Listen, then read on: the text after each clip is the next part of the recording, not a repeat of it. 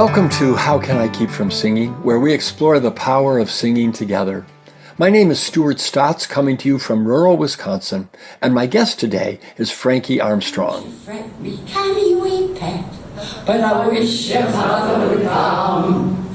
Now kindness never fails. It's no use getting vexed. It'll never please. Frankie Armstrong has been singing professionally since 1964.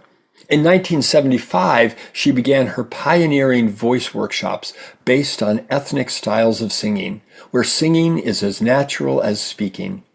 She has sung and run workshops all over Europe, North America, and Australia. Frankie has made 12 solo albums and co-written 3 books on voice, including Acting and Singing with Archetypes. She's president of the Natural Voice Network. She offers workshops called Adventures in Voice and If You Can Talk, You Can Sing, as well as one called Rewilding the Voice.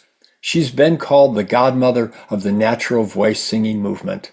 Frankie, welcome to How Can I Keep From Singing? Thank you for having invited me, Stuart. Tell me about the Natural Voice Network. I don't know anything about it, but it certainly sounds like something that fits with the theme of this podcast. Well, it certainly does. At present, we have 800 or so members, and some of them have as many as 6 choirs or singing groups. Others just have one or run workshops or training courses of some sort, all in order to make singing accessible to anyone who wants to explore their voice and singing, i.e., there's no auditioning. So it really is to try and cast the net as wide as possible. So over the years, so many people have said to me, I can't sing, I can't read music, or I can't sing, I was told I was tone deaf. Well, that doesn't mean they can't sing. It means they need some help and some encouragement. So we've developed a belief that singing is our birthright. We've probably been doing it for close to 150,000 years or more. And then how can it not be natural? The fact that, when I started meeting folk song collectors and ethnomusicologists and cultural anthropologists, I guess in the 1960s and 70s, it was axiomatic that there had never been a culture discovered. And I mean, that's awful ethnocentric, kind of the idea that we discover cultures.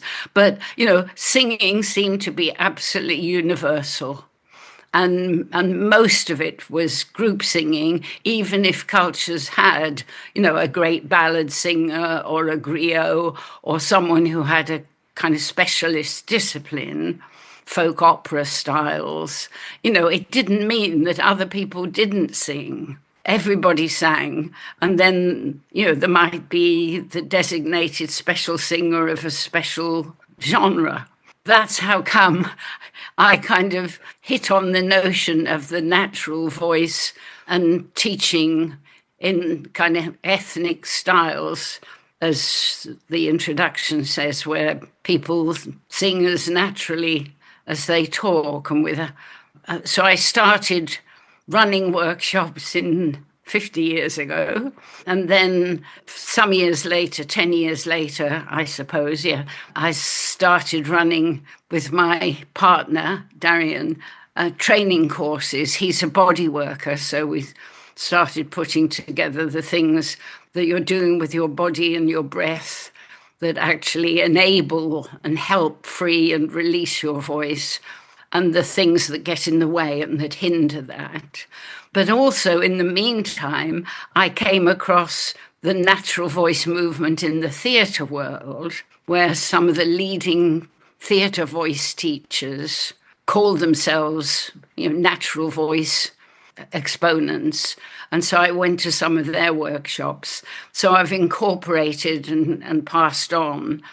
But 800 people, I certainly didn't train all of them. They've come in from all kinds of other branches of singing, but all to take up our ethos and belief that it's not our job to train people to sound different from the natural way, but to enhance, to give power, strength, beauty, resonance to their voices. So it's about both developing vocal qualities and skills and singing songs and improvising increasingly, which is wonderful. That's a kind of thumbnail sketch of the natural voice movement. There's a lot in there in what you just talked about to ask about. In a workshop, what kinds of things are you having people do to recover or enhance this natural voice that we all carry? To use the imagination a great deal. So I usually start with imagining you're a cat. So with lovely sensual stretches. So you're not overstretching, but enjoying it, using, as I say, body and imagination. And then you're a puppy dog coming out of the sea. And then you're imprinting your feet in the sand so that you really have that sense of being grounded, of being supported by the earth.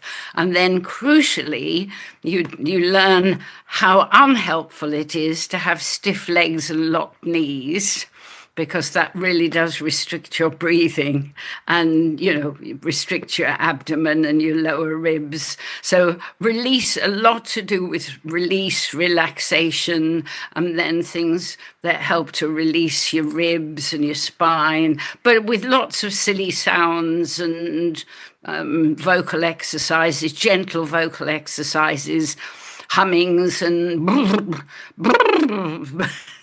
those kinds of sounds, and then things that really loosen the shoulders, because, in a culture where people spend half their time holding up their phones or typing on computers, shoulders tend to get very stiff, which also restricts your neck and your jaw. And then just, again, fun things to do with your jaw and your face and your cheeks, and silly faces, or massaging, keeping as much gentle and expanding with the voice. And then I do an awful lot of call and response. So just sending people sounds for them to send back. What I discovered pretty early on was, if you use what I call heightened conversation or gossip, in fact, and I love making up languages, so I might send to you something like, "Oh, jamani kamananushka." Now, what I discovered was, even if you had a room of people who had been told they couldn't sing, they could do that. And it's pitched. It's quite distinctly different pitches. It's just not sustained. I've found ways of just what people called sneaking singing up on them. So going from speech, "Ho lamani shamakanu," to "Ho shalmani banakanu," sliding from spoken tones into sung tones. It's fascinating. And to think about, as you're doing this work, beginning with the individual and all the recovery that so many people have to do in terms of reclaiming their sense of efficacy and authenticity around their own voice. Talk now about how that moves towards group singing. Imagine I'm with a group of, let's say, 20 people. We'll be in a circle. I'll be part of the circle, and they'll be calling back to me.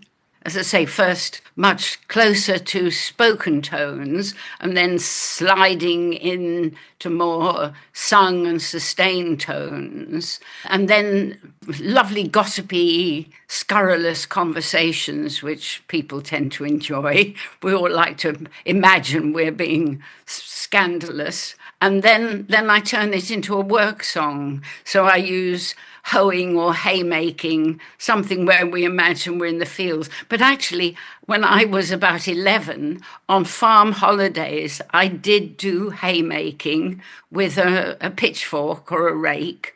So even in my lifetime, we did go out. Sadly, we didn't sing, but we did go out on this farm and help with the work. So, the idea, if you're all doing swaying and tossing the hay at the same time, because I'm sure that's one of the places that singing together would have started, either rolling a stone out of a cave or rolling a stone into a cave or rolling a tree that had fallen or that you'd managed to cut down and were chopping up. I'm quite sure that process of rhythm, which of course we still have in work songs, dance songs, and devotional songs, lining out call and response. So really, I'm just using natural things that our ancestors have done for centuries, millennia. And I think that's quite difficult to resist. And, if people don't all sing in tune, well, I have to learn to be tolerant. That's not the issue. The issue is giving them the opportunity of singing with other people. But it's amazing how you can help most people to start to quieten their anxiety and embarrassment and self-consciousness, which gets in the way of being able to hear, which of course is the most crucial thing about singing in tune, is actually being able to hear the pitches. I think the process of easing people through the self-consciousness and any embarrassment and lack of self-belief really is quite crucial to helping people to be able to hear pitches and follow pitches. You're listening to How Can I Keep From Singing? My name is Stuart Stotts, and my guest today is Frankie Armstrong. The patriotic battle cry, voices.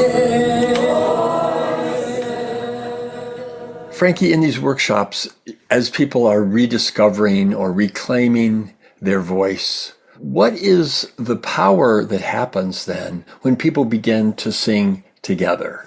I mean, just so many extraordinary qualities happen. The sense of empowerment, of creating something of beauty, and that may not be everybody's idea of beauty, that sense of people who have come together to share sounding, which means we're interweaving all our resonances, and all our resonances will be slightly different because of faces and our bodies and whatever. And then we've got the resonances of the tune that we're singing or the improvisation we're doing. So there's all this wonderful and varied qualities of sound that's kind of making a great dome over the circle, because I always try and work in circles. You have that sense that we're both creating and under this magical dome of sound and of resonance, of vibration. And why? I mean, I don't think science will ever quite put their finger on it, what it is. I mean, we know about endorphins and oxytocin and all the chemicals that singing together create. We know that the, circulation of the oxygen and blood and the increased breath capacity, and the enlivening of the face, all those things make you feel better, give you a greater sense of vitality, of energy. I just believe everybody has a thrilling voice if they're allowed, and they allow themselves to release and free it and play with it and see what it can do and explore it. I just think that's what I call everyday magic. If you ask a question as to the scientific description of what helps people to feel empowered and authentic, but I know it happens. But that's one of the problems for researchers in voice. The goodies that it gives you now has been well researched, but quite how all that happens in relation to singing, except I believe it was a crucial part of our evolution, that it was what helped create groups and identification and trust and commitment to each other as families, as clans, as groups. I think it's that deeply buried in our evolutional roots as part of our human essence, as part of our human necessity. I love your image of the dome that's created over us and the interweaving and the resonance. One aspect of that dome, I believe, would be harmony, which is a step beyond simply unison singing. I wonder if you could talk a little bit about the power of harmony and how you go about helping people experience that power. What is very interesting is that my great mentor, Bert Lloyd, A.L. Lloyd, along with some modern ethnomusicologists, believe that we sang in harmony, or we sang together, long before the unison is actually a much later development. Whereas, at one point it was thought unison came first and then harmony later as a development. But no, because we could be much louder if we all sang, children, men, women, people with different pitch voices. If we all sang at the same time or made sounds at the same time, we'd be much more evident if we were trying to scare off predators. If there was a lion around the corner or, a hostile clan. But also, I'm quite sure that we would have imitated sounds of nature, wind in trees and in the mountains and through the grass on the plains, and sounds of birds and beasts. And I'm sure that singing in harmony in some form, not what we might consider, formal harmonies today, must have come about very, very early. But I think, once you get into actually exploring harmonies, particularly from different cultures, I started my workshops based on the workshops of Ethel Rame, whose workshops I came to when I was, for a number of years, when I was touring as a singer in the States. And she used to run the Ethnic Music Center in New York. I learned masses of lovely Balkan, Bulgarian, Macedonian songs from her, and just those wonderful harmonies. And then later I've learned more Georgian songs. There's all kinds of harmonies. Oh, yes, you asked me a question. How do I help? To try and help people to hear, number one, and to play with, say, thirds and fourths and fifths, to show them how you could do parallel harmonies at different distances, how you could do drones as a harmony, pedal notes, how you could start to play with counter harmonies by just taking a very simple tune. I use a lovely little African, hey mama, hey mama, hey mama, hey. And if you just take one of those, the notes, there's only three of them anyway. And if you take one of those notes and start a parallel there, singing the same melody, or a drone, or you just see what happens if you start off from one of those notes. Just very gradually build up different possibilities based on a simple tune like that, which is a classic tune for harmonizing on, things like Rose, Rose, Rose, Rose is the same tune, but it's nicer as hey mama, hey mama, hey mama, hey. It's a bit boppier. And then, as I say, teaching some simple songs, but ones where a simple harmony, you're like a crooked drone, which is the case in quite a number of those Eastern European songs. Increasingly, too, well, I guess because I do now run quite a lot of training courses with people who are quite experienced. So I may teach them a song, but leave it largely up to them to find their own harmonies, which is a kind of just a great treat to hear what comes back at you. There's something incredibly powerful about harmony, and it's interesting to think that it does increase the volume of what you're doing because the resonance is much wider. And of course, we'll never know exactly where it all began, but that particular perspective is different than the idea that voices are all together and then they begin to break off into different parts. So I appreciate hearing that. I'm wondering if you could talk in particular. I see that you have a workshop called Rewilding the Voice, and that you also have had some sort of focus, and it's not clear to me on what I read, of helping women in particular to sing. So maybe you could talk a little bit about both this idea of what it means to rewild the voice, but also what the power or the rationale for focusing on women in particular. I mean, I just think women's upbringing has often meant that being loud is not acceptable.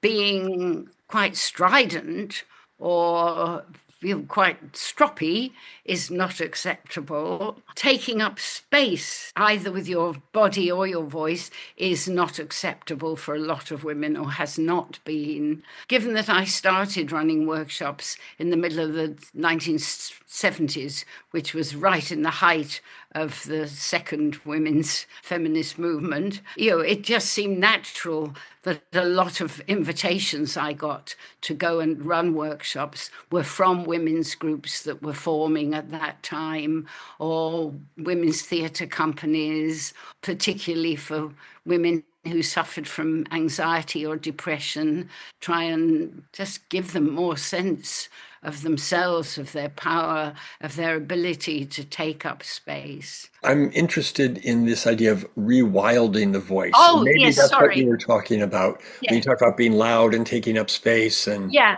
Well, the particular workshop I'm doing at present with Rewilding, I have wonderful, not exclusively women, in fact, but mostly women from different parts of the world doing work songs or milking cows or calling cows or milking camels or goats, with pretty wild kind of singing and lovely ornamentations and playing with range, really big range, calling across mountains with various ornamentations, twiddles and slides and glottal stops and bleats and shakes and all those kinds of things. So that's what I mean by rewilding, using styles of singing from different parts of the world, particularly in relation to work songs or songs to do with nature and animals. I mean, it's great fun. so there's a sense of expanding the range, not in terms of pitch, but in terms of what is allowed to come out of your mouth, essentially. Oh, but it's also pitch. If you imagine you're on a mountain and I play, a wonderful cow call from a woman in Norway who's calling the cows, and you can hear the cowbells, you can hear the cows mooing as they come towards her. And she's using well over 2 octaves. It can act as a spur and an inspiration for people to say, oh, I could try that. In fact, last time I had a group doing those, and they all went round and did the most wonderful calls, with full-on voice and with lots of ornamentations and decorations. I mean, this was a fairly experienced group of singers, but they'd never done anything like that. That kind of notion of rewilding like that. And it was magic. It really was terrific. I love it. That sounds like it would be just great.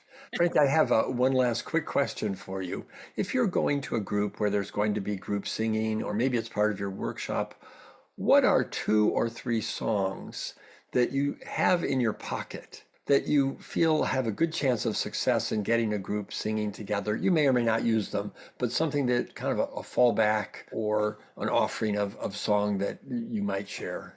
Well, one of them, which I just do virtually every workshop, is called Yunda. And it's a song that a woman said she had been taught by the seals in the Hebrides, the islands off the northwest of Scotland. And she said, it's a seal woman's joy, and I was taught it by the seals. And it's only just a very simple A, A, B, B, but it's beautiful, and you can add a drone and people add in harmonies. Could you maybe just sing a little bit of that song so we can hear what you're talking about? Yonder, yonder, yonder, oh, da da. Yonder, yonder, yonder, oh, da da. Hi-yun-dun-ja, hi-yun-dun-ja, hi-yun-dun-ja, oh, da-da. Hi-yun-dun-ja, hi-yun-dun-ja, hi-yun-dun-ja, oh, da-da. So that's just Gallic vocables. I find songs that are made of vocables are really useful because nobody knows the language. So that's an example of one of the ones that can build up to being quite lovely. I love it. And I think there's one thing I'm hearing is just the value of doing songs, not necessarily in your own language, because people take on a different quality when they're singing maybe words that they don't know what they mean, or they're not tied to particular meaning. Yeah, I'm so glad you've mentioned that because I think that's really important. Frankie, I want to thank you so much for talking with me here today. I'm so grateful for this work that you're doing to help people and groups reconnect with their own natural voice. Thank you for having invited me, Stuart. I really enjoyed talking with you.